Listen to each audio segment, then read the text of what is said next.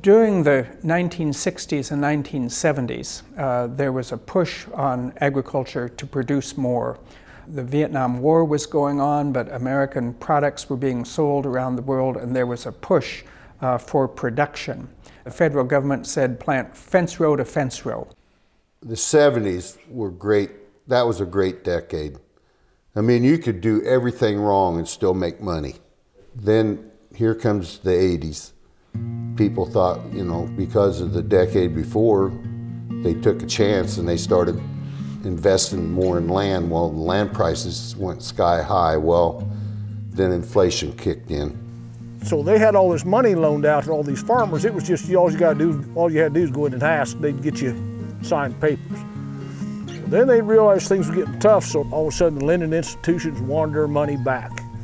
Farmers got caught with large debts at record high interest rates, most of them doing what we so-called experts had been advising them to do, continue to get big or get out. They got big rather than to get out, but they ended up with large debts. And those farmers simply couldn't make the payments. They couldn't even make the interest payment, let alone the principal on the debts. I remember the most I ever paid was 21% interest. You cannot make it on 21% interest. I mean, people today think it's tough. They don't know what tough is. When the bubble finally burst, those farmers who had listened to the experts and over-leveraged their farm operations in the 1970s were the first to get hit by the devastating farm crisis of the 1980s.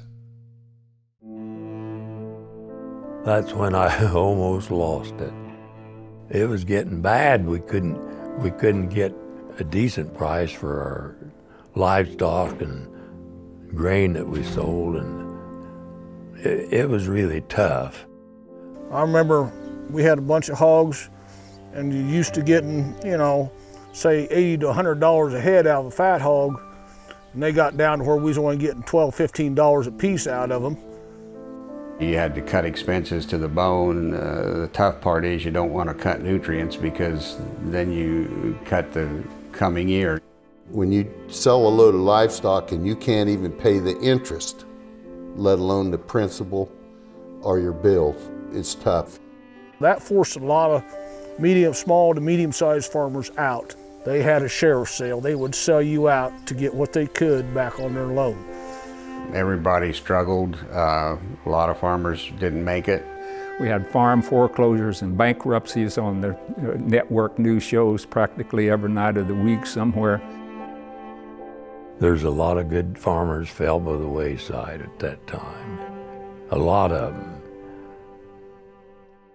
To fail at farming is very emotional. I've had times, when you think that maybe I just shouldn't be here,